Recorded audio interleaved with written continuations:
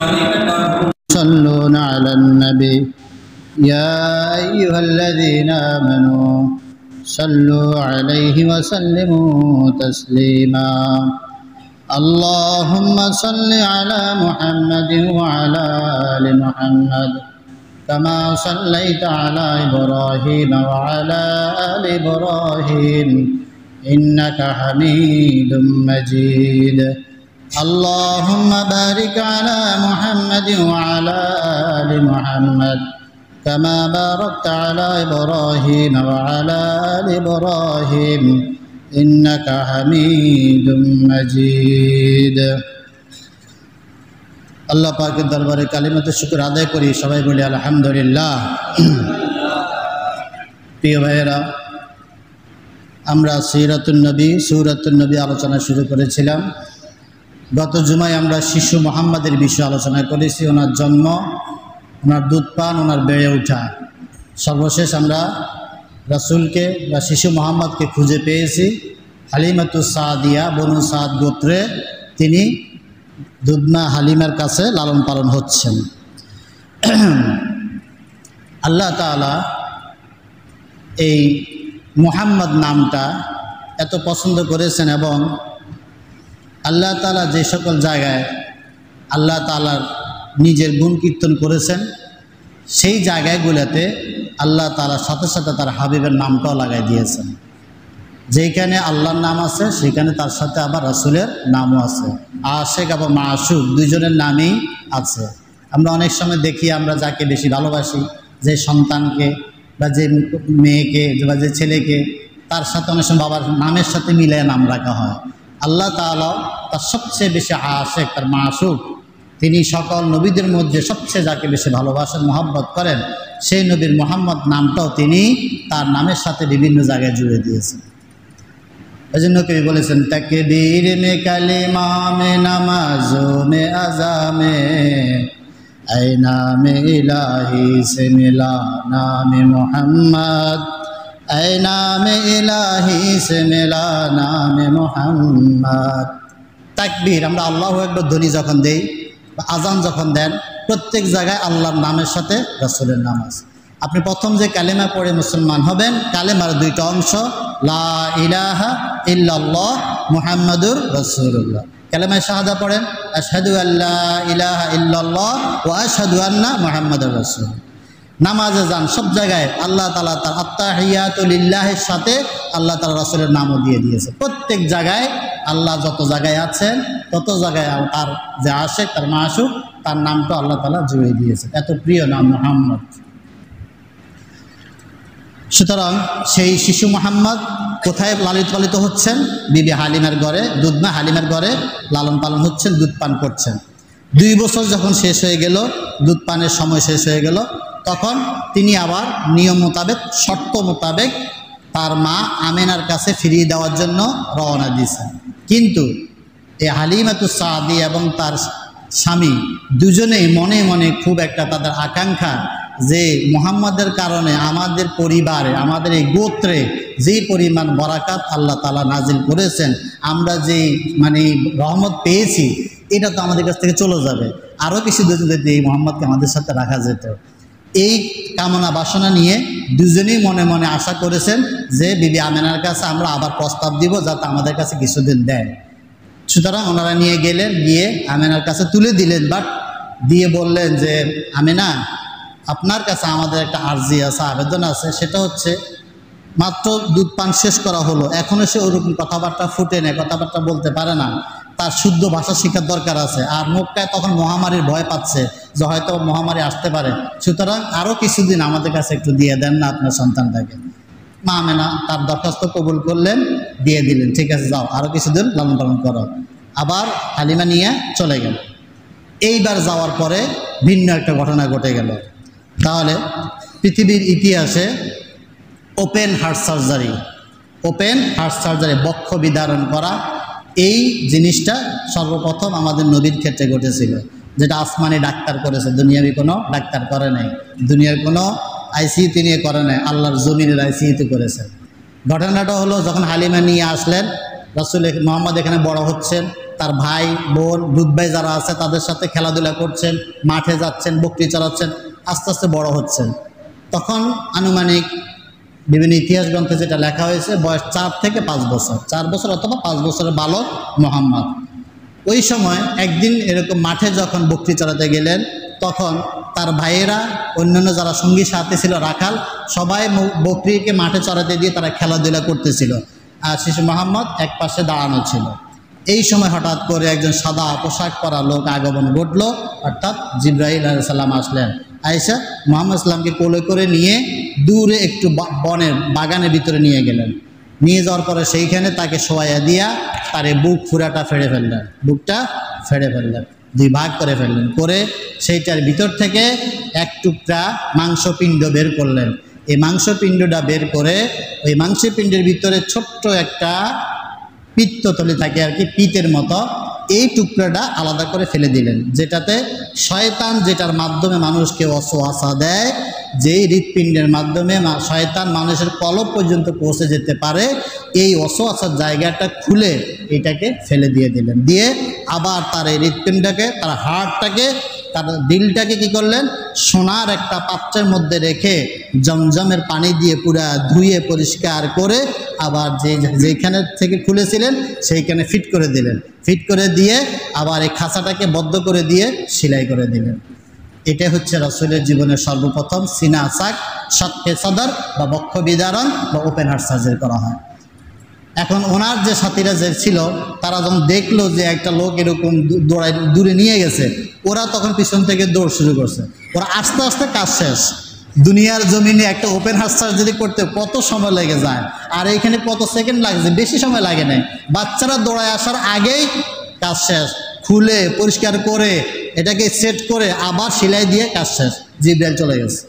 বাচ্চারা এসে দেখতেছে মোহাম্মদ চিত হয়ে শুয়ে আছে, চিতে শুয়ে আছে অজ্ঞান অবস্থায়। তারা মনে করছে মোহাম্মদ মরে গেছে, দৌড়াইয়া বাড়িতে চলে গেছে, গিয়া হালিমা তো সাদির কাছে খবর দিল যে মোহাম্মদ মারা গেছে, জঙ্গলে তার লাশ পড়ে আছে। হালিমা তো পেরেশান হয়ে গেলেন, তার স্বামীকে ডেকে দুইজনেই দৌড়াই আসলেন যে সন্তানটাকে মোহাম্মদটাকে আবেদন করে আবার আনলাম, এখন যদি মারা যায় কি জবাব দিব। দৌড়াই দুজনে আসলেন। আয়েশা দেখতেছেন মোহাম্মদ তখন আর শোয়া নাই, বসা অবস্থায় আছে, তবে তার চেহারাটা খুব মলিন, পেরেশানি চেহারার ভিতরে। তারা দ্রুত তাকে কোলে করে নিয়ে বাড়িতে চলে গেলেন। সেইখানে নিয়ে তাকে গোসল টোসল করাইয়া এখনই সাথে সাথে সিদ্ধান্ত নিলেন আর রাখা যাবে না, যেহেতু একটা দুর্ঘটনা ঘটে গেছে। ওনারা পুরো ঘটনাটা হয়তো জানেন না, কারণ বাচ্চারা তার পুরো ঘটনা দেখে নেই, শুধু বলছে যে একটা লোক আসছিল, তারা ধরে নিয়ে গিয়েছিল, পরে আমরা দেখলাম সে শুয়ে আছে। দ্রুত তারা এই মুহাম্মদ সাল্লামকে নিয়ে মক্কার দিকে রওনা দিলেন মা আমিনার কাছে ফেরত দেওয়ার জন্য। এই পর্যন্তই হালিমার দরবারে শিশু মোহাম্মদের লালন পালন জীবন শেষ। এরপরে শুরু হয়ে গেছে এখন মাতৃ করে আবার শিশু মোহাম্মদ চলে আসলেন। এবার আর শিশু নাই, এবার হয়ে গেলেন বালক। 5 বছরের সন্তান, এটা হয়ে গেলেন বালক। তাহলে শিশু মোহাম্মদের জীবনী যেটা শুনলাম আমরা, তার জন্ম থেকে শুরু করেই পৃথিবীর জগতে আল্লাহ তাআলা বিভিন্ন রহমত, বারাকাত, অলৌকিক ঘটনার অবতারণা করেছেন। তার মানে হচ্ছে কোনো সন্তান যদি পবিত্র হয়ে পৃথিবীতে আসে, কোনো সন্তান যদি ভবিষ্যৎ জীবনে পুত পবিত্র জীবন যাপন করে, আল্লাহর কোনো বান্দা পৃথিবীর জমিনে যদি পুত পবিত্র জীবন যাপন করতে পারে এবং যেই সন্তানগুলা ভবিষ্যতে বড় আলেম হয়, দ্বীনের খাদেম হয়, রাসূলের ওয়ারিস হবে, এই সন্তানগুলার জন্মের মাধ্যমেও পৃথিবীতে এরকম অসংখ্য বরকত নাজিল আল্লাহ তাআলা করে থাকেন। অর্থাৎ আল্লাহ তাআলা পৃথিবীতে ভালো মানুষের মাধ্যমে বিভিন্ন সময় বিভিন্ন রকমের রহমত ও বারাকাত নাজিল করে থাকেন। সুতরাং আমাদের উচিত, আমাদের শিক্ষণীয় হচ্ছে শিশু মোহাম্মদের জীবনী থেকে আমাদেরকে শিক্ষা গ্রহণ করা। আমরা যারা শিশুর বাবা হতে চাই, আমরা যারা চাই আমার একটা সুস্থ, একটা সফল, একটা রহমত এবং বারাকাতের শিশু জন্মগ্রহণ করক, তাদেরকে শিশু মোহাম্মদ জন্মের যে ঘটনাগুলা, এগুলা থেকে শিক্ষা গ্রহণ করে শিশু মোহাম্মদের জন্মের আগে তার মা বাবা যেরকম দুনিয়াতে আচরণ করেছেন, চলাফেরা করেছেন, পর্দা বসিতে, যদিও যখন পর্দা ছিল না, কিন্তু একটা ঘটনা শুনেন, এই আর রাহিকুল মাকতুমের মধ্যে ঘটনাটা উল্লেখ আছে যে রাসূলের বংশ পরাক্রমা বর্ণনা করতে গিয়ে রাসূল নিজে বলেছেন 2টা ধারা। একটা ধারা হচ্ছে রাসূল থেকে শুরু করে ইব্রাহিম আলাইহিস সালাম পর্যন্ত, ইসমাইল আলাইহিস সালাম হয়ে ইব্রাহিম আলাইহিস সালাম পর্যন্ত। আরেকটা ধারা হচ্ছে ইব্রাহিম থেকে শুরু করে আদম পর্যন্ত। এই দুইটার যে বংশ পরিক্রমা, এই বংশ পরিক্রমা যত পুরুষ অতিক্রম করেছে, কোনো পুরুষের ভিতরে কোনো পর্যায়ে কোনো বছরেও কোনো কালেও এই রাসূলের বংশ পরিক্রমায় একজন নারী বা একজন পুরুষ স্বামী স্ত্রী যাদের এই পেশানির মাধ্যমে, যাদের এই পিঠ থেকে এই বংশটা এসেছে, কোনো কালেও কোনো বংশ পরিক্রমায় পাবেন না যে তার ওই একটা জোড়া স্বামী স্ত্রী কশ্চিন কালেও কোনো রকমের জিনা ব্যভিচারে জড়িয়েছে। অর্থাৎ রাসূলের নিজের থেকে শুরু করে আদম ইসলাম পর্যন্ত যে বংশ পরিক্রমা আছে পুরোটাই পুত পবিত্র, সকলেই এই জিনা ব্যভিচার থেকে মুক্ত ছিলেন।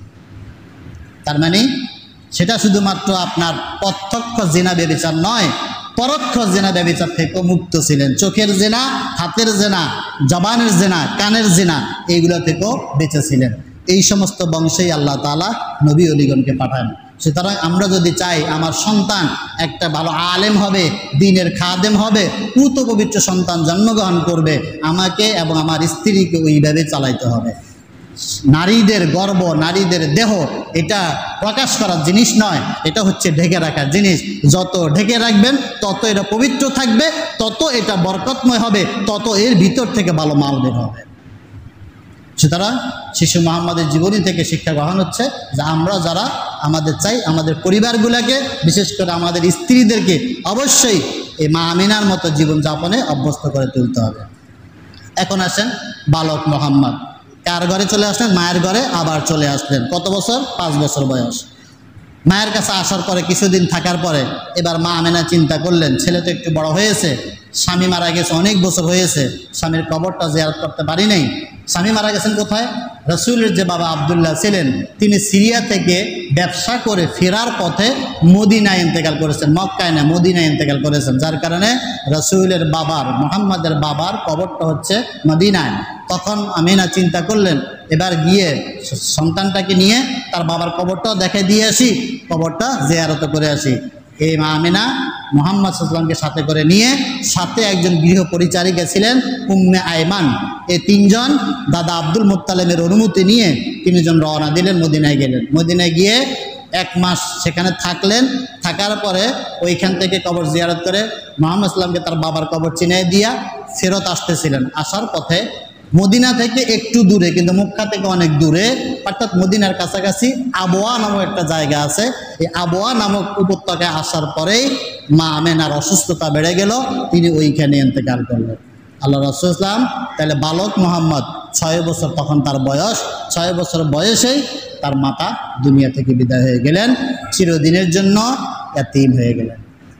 আর এই ইতিম সম্পর্কে আল্লাহ তাআলা রাসূলের ইতিম জিন্দেগির কথাই এই সূরা আদ-দোহায় আলোচনা করেছেন যে রাসূল আপনি তো ইতিম হয়ে গিয়েছিলেন খুব অল্প বয়সে, 6 বছর মাত্র বয়সে, জন্মের আগে বাবাকে হারাইছেন, জন্মের পরে বেশি দিন যায় নাই, 6 বছরে আপনি মা হারাই গেলেন।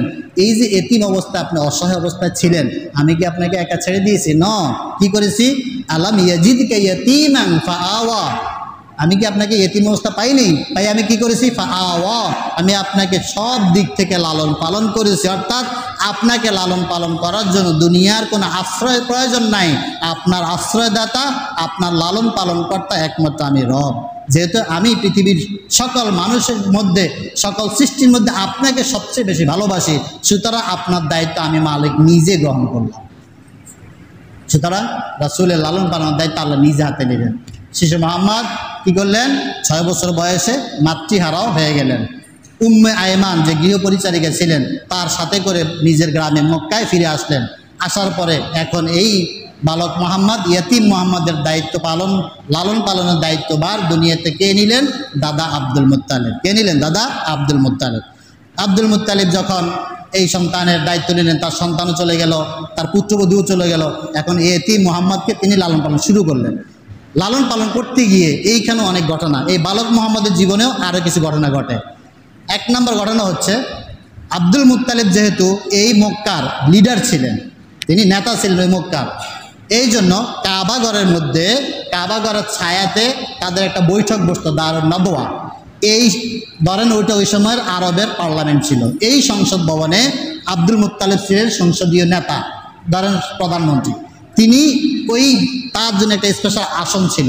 এই গদিতে শুধুমাত্র আব্দুল মুত্তালিব ছাড়া আর কেউ বসতো না, কারণ নেতার গদি আর কেউ বসতো না। এমনকি আব্দুল মুত্তালিব অন্যান্য সন্তানরাও বসতো না, যেমন আবু তালেব তারাও বসতো না। কিন্তু মুহাম্মদ রাসূলুল্লাহ সাল্লাল্লাহু আলাইহি ওয়াসাল্লাম বালক থাকা অবস্থায়ও মাঝে মধ্যে গিয়ে এই গদিতে বসে পড়তেন। যখন আব্দুল মুত্তালিব আসতেন দেখতেন যে তার চাচারা আবু তালেব তারা তাকে এখান থেকে উঠে দেওয়ার চেষ্টা করত, কিন্তু আব্দুল মুত্তালিব বলতেন, না, তোমরা কেউ আমার এই গদিতে বসতে পারবা না, কিন্তু মুহাম্মাদের অবস্থান আমার কাছে উঠবে, কারণ আমি এই মুহাম্মাদকে যতদিন থেকে দেখছি এ কোনো সাধারণ কোনো বালক নয়।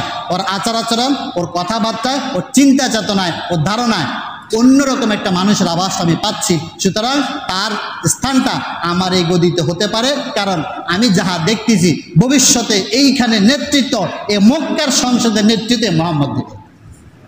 ছোট বয়সেই আব্দুল মুত্তালিব জাজ করতে পেরেছিলেন যেটা সাধারণ সন্তান নয়, যার কারণে মুহাম্মদ সাল্লাল্লাহু আলাইহি ওয়াসাল্লাম মাঝে মধ্যে ওই দাদার সাথে গদিতে বসতেন, আর তার সামনে বড় বড় নেতারা কি বসে থাকত। সত্যিকারে যদি কোনো ব্যক্তি আল্লাহর পথে থাকে, দ্বীনের পথে থাকে, কোরআনের পথে থাকে, যত বড় শত্রু আসুক না কেন, যত বড় কাফের বেদ্দিনরা আসুক না কেন, আপনি যদি হক্কানি হন, আপনার ভিতরে যদি ইলম এবং আমল দুইটাই যদি থাকে, ন্যায়ের পথে থাকেন, যতই আপনাকে ব্লেম গেম খেলা হোক, কিন্তু আপনাকে দেখলে কাফেরের ভিতরে একটা ভয় সৃষ্টি হয়, একটা আতঙ্ক সৃষ্টি হয়। এটা বাস্তব, কারণ ওই চেহারার ভিতরে আল্লাহ তাআলা এমন একটা নূরানি জজবা শক্তি দিয়ে রাখেন যে কাফের বেদ্দিনরা চেহারা দেখলে ভয় পায় যে এর ভিতরে অন্য কিছু আছে। তাহলে বালক মুহাম্মদ তখন থেকেই নেতৃত্বের আসনে বসা শুরু করলেন।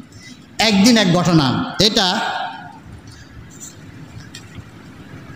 হচ্ছে এই আব্দুল মুত্তালিবের কাছেও বেশি দিন থাকে নাই, দাদার কাছেও বেশি দিন থাকে না, মাত্র 2 বছর। 6 বছর বয়সে মা হারাই গেলেন, 8 বছর বয়সে দাদাও দুনিয়া থেকে বিদায় হয়ে গেলেন। তাহলে খুব অল্প সময় পেয়েছেন, বাপকে পানে নাই, মাকে 6 বছর পেয়েছেন, দাদাকে 2 বছর পেয়েছেন। এই 8 বছরের জিন্দিগিতে মা দাদা দুজনেই বিদায় হয়ে চলে গেলেন। এখন বিদায় হয়ে যাওয়ার পরে পরবর্তীতে দায়িত্ব পড়ছে চাচা আবু তালেবের উপরে। এখন বালক মুহাম্মদ চলে আসলেন আবু তালেবের নেতৃত্বে।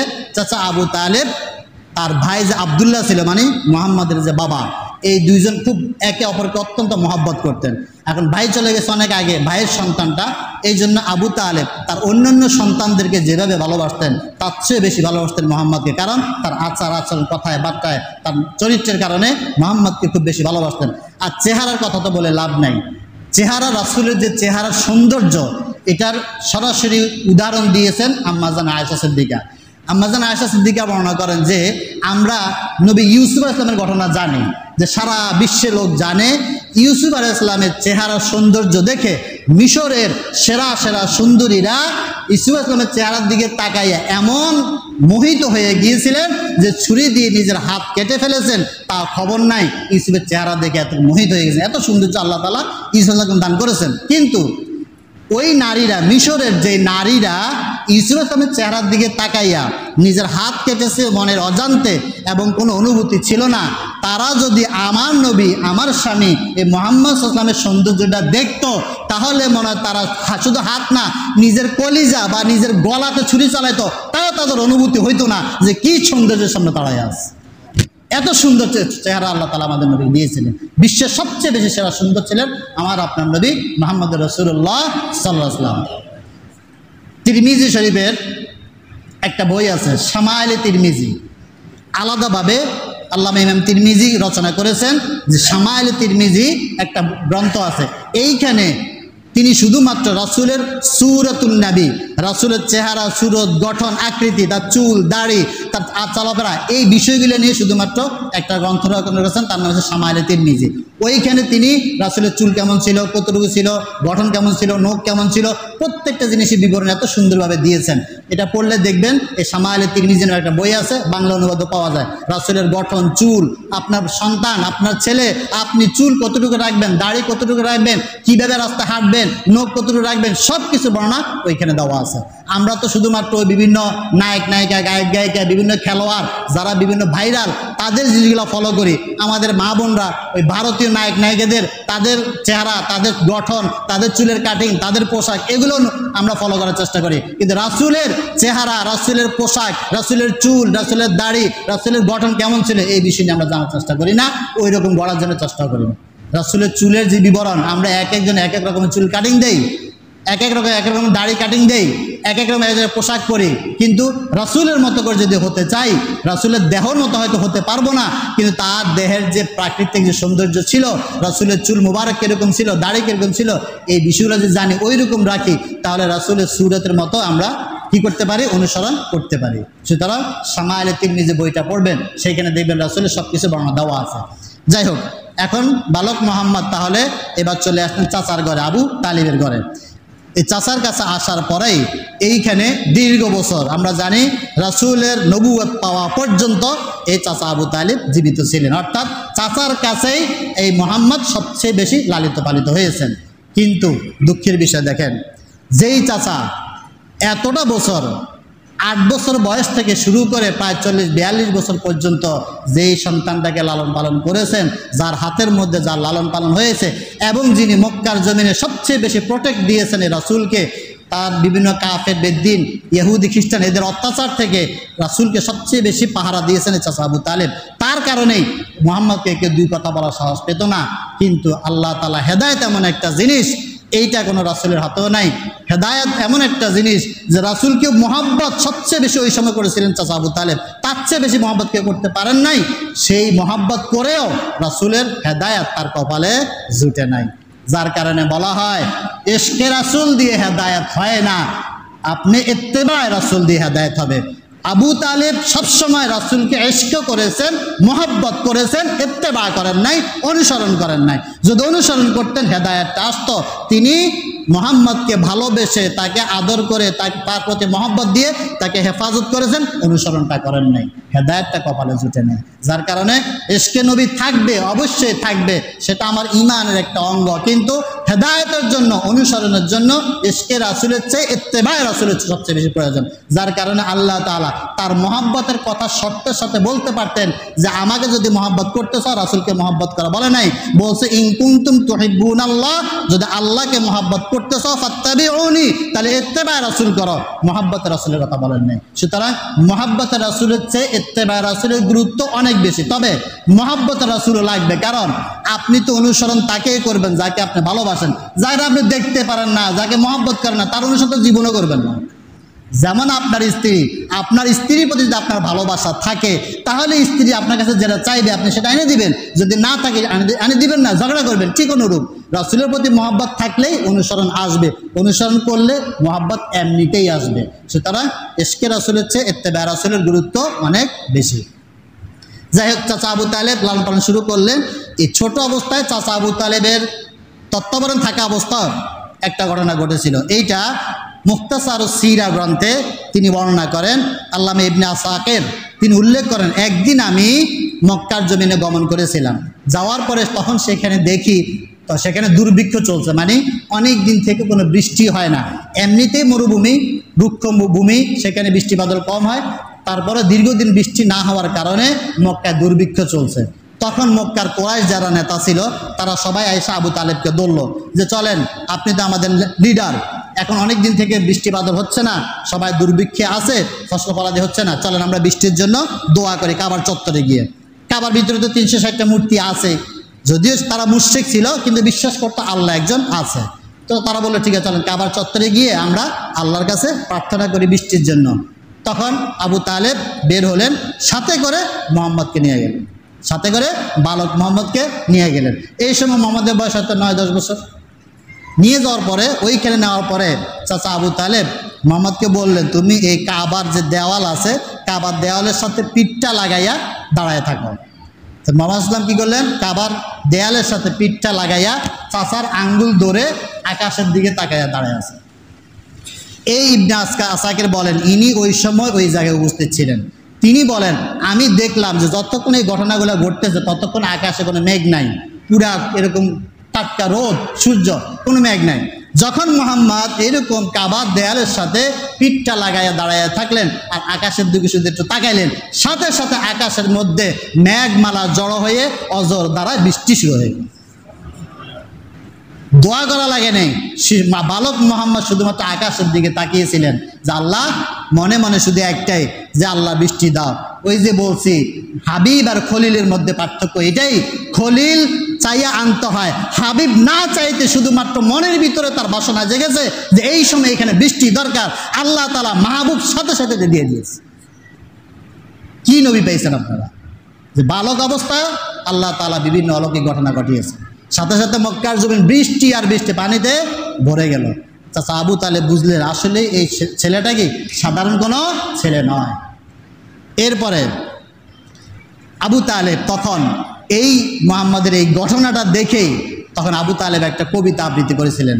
তার কবিতাটা হচ্ছে ওয়াবিয়াদা ইউস্তাল গামামু বিওয়াজহিহি সিমালুল ইয়াতামা ইসমাতুল আরমালি ওয়াবিয়াদা ইউস্তাসকাল গামামু বিওয়াজহিহি সিমালুল ইয়াতামা ইসমাতুন লিল আরামিল।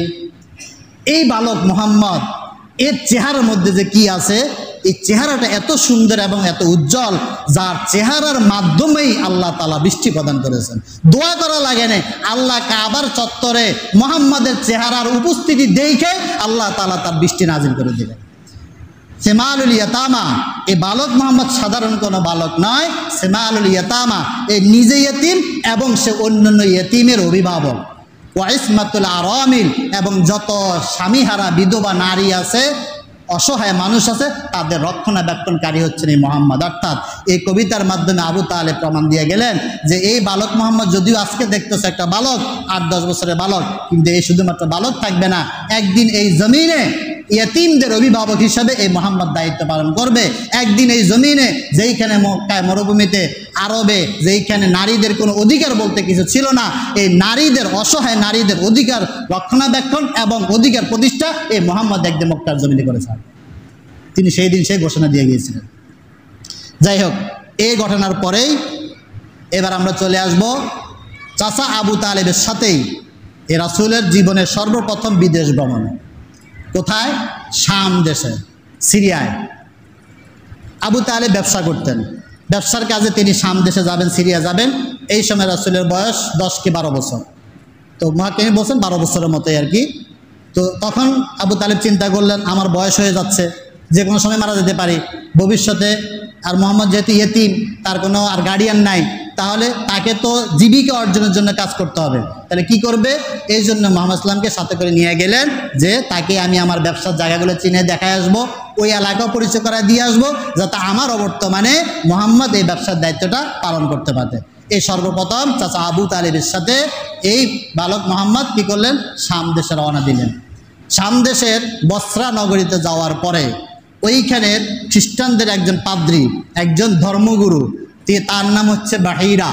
এই বাহিরার সাথে দেখা, যখনই বাহিরা সে তার গির্জার ভিতরে সাধারণত থাকতো, যিনি এই ঘটনাটা বর্ণনা করেছেন সিরাতে ইবনে হিশামেও আছে, এই মুখতাসার সিরার ভিতরে এই ঘটনাটা আছে, আর আর রাহিকুল মাকতুমও এই ঘটনাটা বর্ণনা করা আছে যে যখনই এই বসরা নগরীতে বালক মুহাম্মদ আর তার চাচা ঢুকলেন, ওই বাহিরা পাদ্রী যে সবসময় গির্জার ভিতরে থাকতো, আমরা জানি আমরা যেরকম সাধারণত আমাদের আলেম খতিবা যারা আছে সকলেই আমরা সব জায়গায় উন্মুক্ত, কিন্তু ইহুদি খ্রিস্টান এদের যে পাদ্রী যারা, ধর্মগুরু যারা থাকে, এরা সাধারণত জনগণের মাঝে যায় না, সাধারণত জনগণের সাথে কাজকর্ম করে না, এরা ওই বেশিরভাগ গির্জায় এখানে বসে থাকে।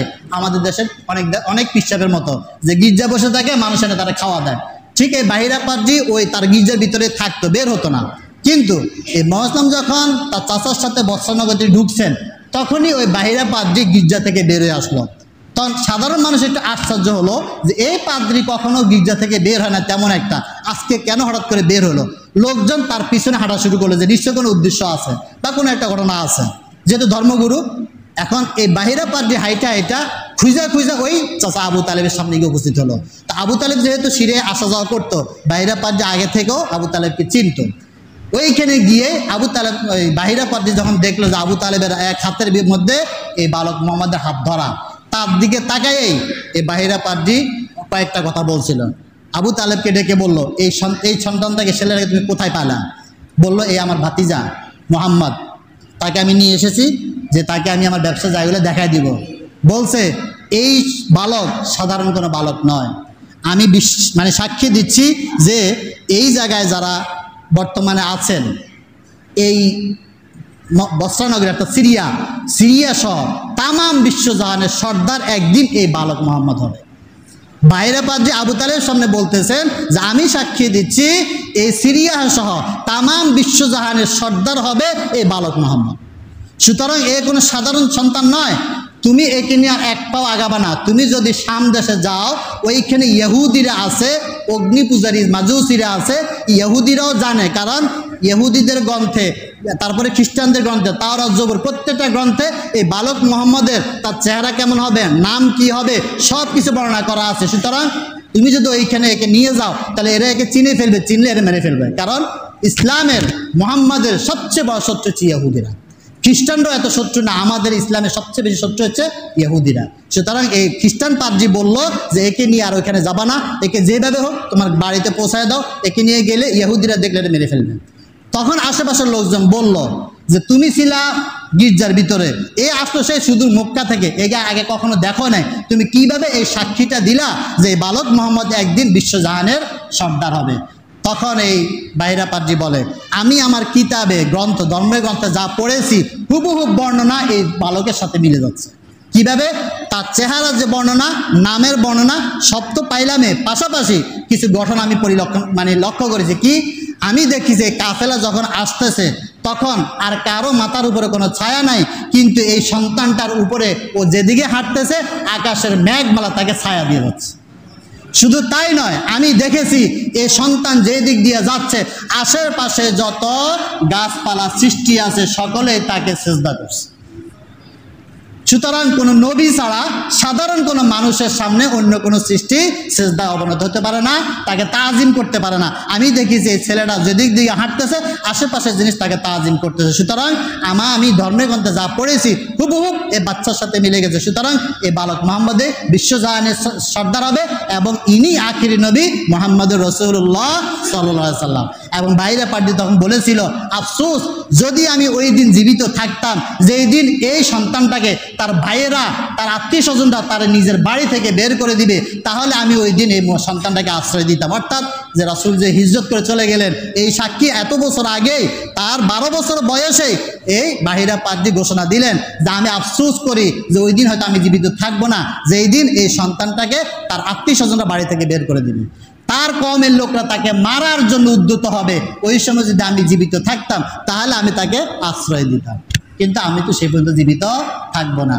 অর্থাৎ এর মাধ্যমে আবু তালেবকে বুঝাই গেলেন এই সন্তানটা অত্যন্ত মূল্যবান, এর পিছনে শত্রু আজীবন থাকবে, আজীবন থাকবে। তুমি তাকে হেফাজত করো, তার উত্তম প্রতিপালন করো, তুমি তাকে হেফাজত করো। তখন সাথে সাথে আবু তালেব বালক মোহাম্মদকে তার একজন গোলামকে দিয়ে মক্কায় পাঠিয়ে দিয়েছেন, আর তাকে শাম দেশের রাজ্যে নেন নেই। এই হলো রাসূলের সিরিয়ার প্রথম ভ্রমণ। সেইখানেও আল্লাহ তাআলা দেখাই দিয়েছে, অর্থাৎ যত জায়গায় মোহাম্মদ তত জায়গায় আল্লাহ তাআলা তার খেলা, তার নেয়ামত, তার রহমত, তার বারাকাত দুনিয়ার জমিনে রাসূলের রিসালাতের চিঠিটা হাতে দেওয়ার আগেই দুনিয়ার বিভিন্ন জমিনে যত জায়গায় রাসূলের পা পড়েছে তত জায়গায় সেই চিহ্ন রেখে এসেছে, তত জায়গায় পরিচয় দিয়ে ফেলেছে রিসালাতের আগেই, ঘোষণাটা আগে হয়ে গিয়েছে।